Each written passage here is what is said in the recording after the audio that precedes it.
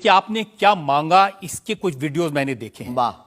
आप लोगों से कह रहे हैं कि आपके पास जितना चाहे दान दे दो, अपना मकान दे दो, फ्लैट दे दो, बंगला दे दो, घोड़ा दे दो, गाड़ी दे दो, सोना चांदी, बैंक, एफडी, मंगलसूत्र, अंगूठी, लुगाई लड़का छोड़ के सब मुझे दे दो।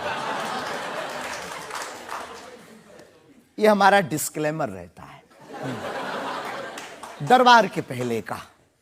लोगों को जो भावनाएं रहती हैं कि गुरु परंपरा के लोग और साधु लोग दरबार इसलिए लगाते हैं, भगवान को इसलिए रखते हैं कि ये कमाई का जरिया बनाते हैं।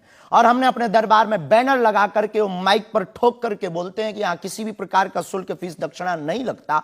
पर अगर तुम शिष्य मानते हो अपने आप को और हम गुरु हैं, तो गुरु परंपरा के नाते अगर कुछ भी तुम दे दो, अगर आप भी इंडिया टीवी का ये हाउस हमारे नाम करें, हमें कोई दिक्कत, हमें कोई दिक्कत, और लेते भी हैं। लेना बुरा नहीं है, उपयोगिता बुरी है। लेकर के उसका सदुपयोग करते या दुरुपयोग करते। हम लेते हैं, कोई अगर देता है तो स्वीकार करते गुरु के नाते। हम उस परंपरा से हैं जहां अंगूठा तक दान गुरु को दे दिया जाता है, हम भी लेते हैं। कितना कितना कमा लेते हैं? हमारी तो कोई फिक्स कमाई नहीं है, क्योंकि हमारी कोई कंपनी या बिजनेस नहीं है। कोई चढ़ा जाता है, हमारे पास करोड़ों सनातनियों का प्यार, लाखों करोड़ों लोगों की दुआएं, हजारों संतों का आशीर्वाद, इतनी कोई हमारी हिसाब कमाई किताब तो रखता होगा ना कि कितना पैसा आया। जितने सनातनी उतनी कमाई, हिसाब आप लगाओ।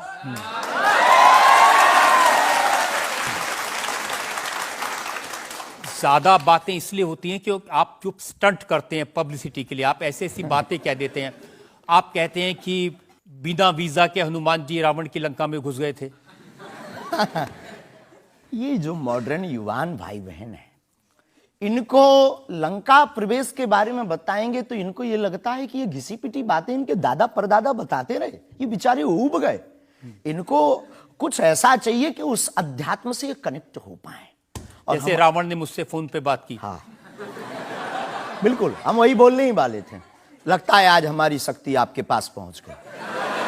तो हमें आपको समझाना है, रावण से फोन का बात का मतलब सबके अंदर रावण बैठा है। कोई ऐसा दुनिया में नहीं जो गलत कृत्य देख रहा, गलत कर रहा और सच जानते हुए चुप है, वो रावण की दृष्टि का आदमी। तो हनुमान जी लंका गए, इसको इन युवानों को कैसे जोड़े? इन्हें तो वीजा, पासपोर्ट, फॉरेनर ये शब्द पता है। तो इनसे कनेक्ट करने के लिए हमारा अध्यात्म इतना विशाल और इतना अथाह है कि उसमें कुछ भी आप डाल दो वो आप सोच रहे हैं कि आपको अध्यात्म पता है, इनको नहीं पता। इस देश की जनता को आपसे ज्यादा अध्यात्म पता है। ऐसा हमने नहीं कहा। हाँ। हमें अपने हिसाब का पता है, उन्हें अपने हिसाब का। वो अपने में श्रेष्ठ हैं, हम अपने में अब जो कोशिश कर रहे हैं विद्यार्थी। हमने ऐसा कभी नहीं कहा कि हम श्रेष्ठ हैं, और ये आरोप हमें नहीं लगता कि ठीक है। आपका ये कहना कि मेरे पास एक गधा है जिसमें वाईफाई है और वो प्लेन में भी वाईफाई चलता है, ये मजाक की बातें नहीं है। लोगों की दृष्टि से, भावनात्मक दृष्टि से देखा जाए तो ये बहुत गहरा विषय है। मजाक की दृष्टि से अगर कोई देखेगा तो देखो, जाकी रही भावना जैसी प्रभु मूलत देखी तिन तैसी। भगवान की कोई लीला को सिर्फ रास लीला को उठाते हैं, लेकिन हम तो महाभारत भी उठाते हैं। तो अपनी अपनी दृष्टि है, हम ये मजाक में नहीं कहते। हम उनको बताना चाहते हैं कि हमारे देवी देवताओं से जो हमारे इष्ट की परंपरा की जो निशानी है वो अगर नज़दीक रहे, गुरु की निशानी अगर नज़दीक रहे, माता पिता की बातों की निशानी नज़दीक रहे, तो बेटा कभी गलती नहीं करेगा, वो चार चांद लगाता रहेगा। शास्त्री जी, इसको कहते हैं आप अंधों के शहर में आईना बेचने की कोशिश कर रहे हैं।